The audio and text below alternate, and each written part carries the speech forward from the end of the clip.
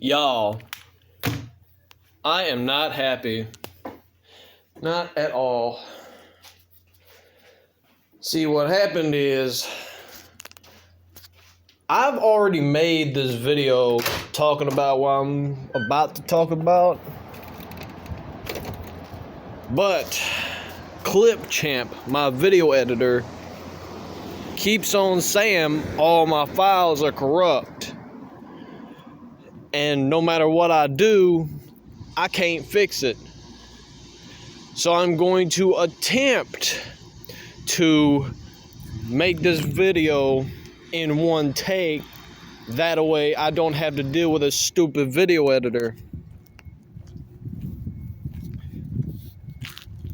Anyway, here's the car. What's new? I finally got me a actual electronic oil pressure gauge.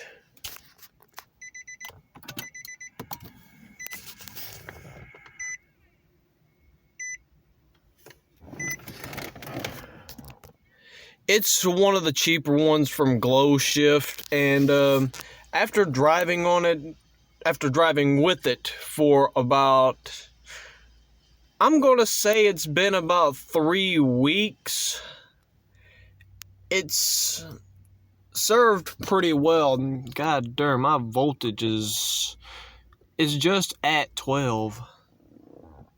I'm gonna have to check that later. Anyway, according to what I've seen with a mechanical gauge, at least, this is pretty accurate. The numbers that I saw while I had the mechanical one are pretty close to what this one is reading. And another thing,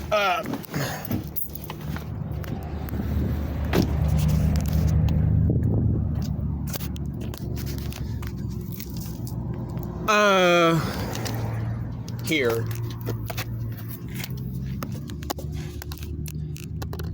That right there, that is a brand new oil filter sandwich plate.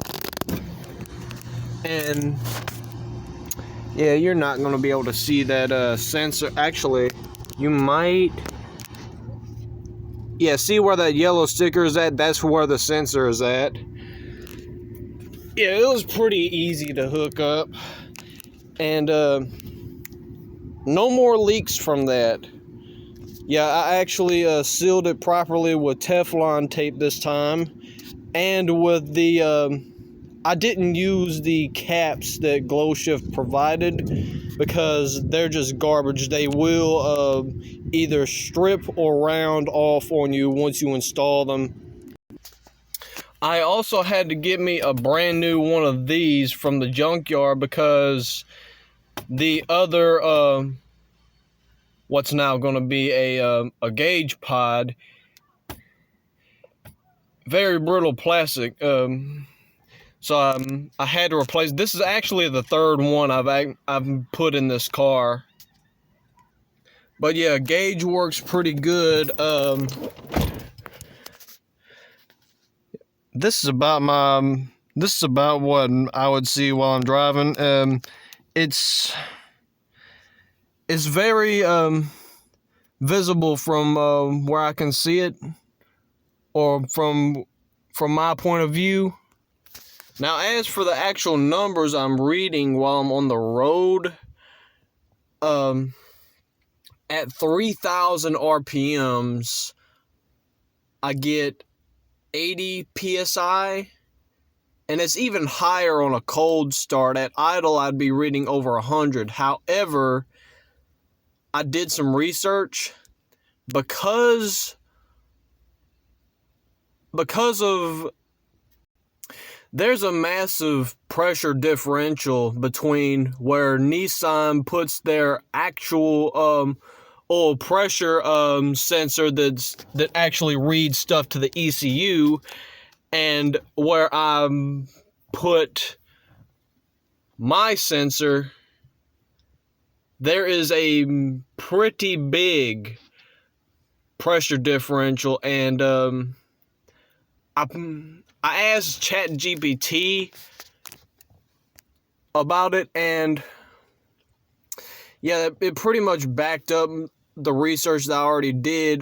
Basically saying if you use an oil filter sandwich and you read oil pressure from that, you're going to get pretty high readings. Don't let me forget, I need to write down that mileage. And something else that I got on video earlier, but like I said, because of my video editor being stupid, y'all are not going to see it. But I did drive on my 20s for about a month. Yes, it takes that long to make these videos because personal life and, like I said, video editor bullshit. But I drove on my 20s for a good while, and no, let me go and show you what they look like.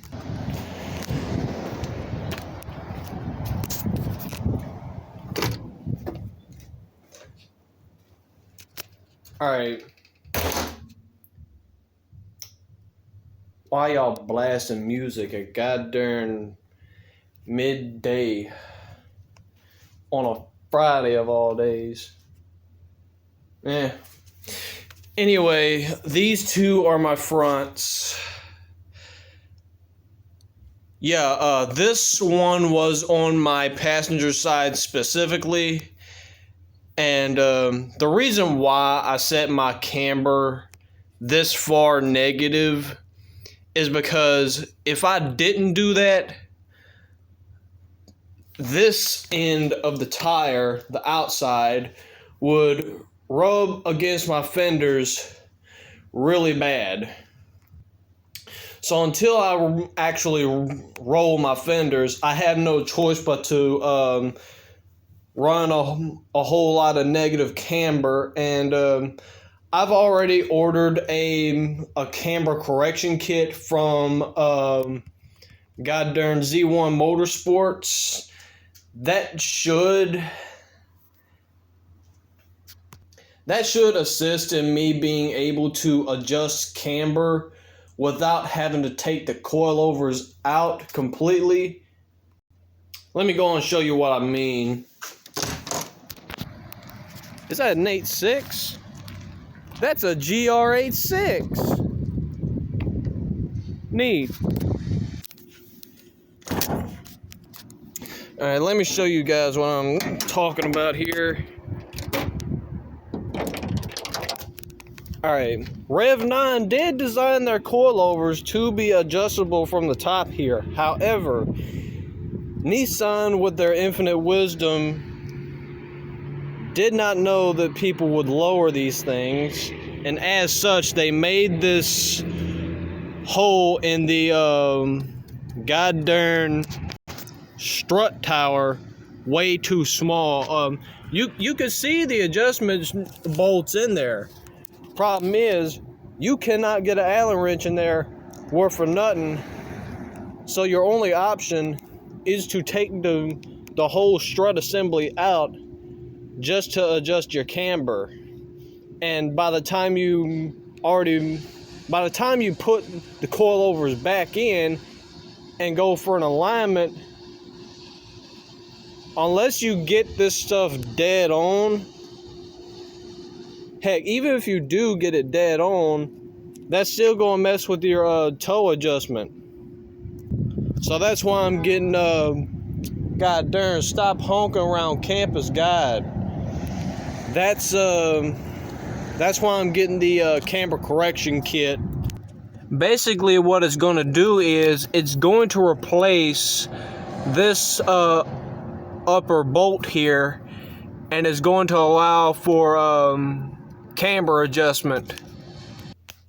Alright, that should be it for this video. Once again, because my video editor is acting up, this is just going to be uploaded as one piece, whether I like it or not, or whether you like it or not. If there's something else I gotta explain, it's going to be in another video. Thanks for watching, and bye for now.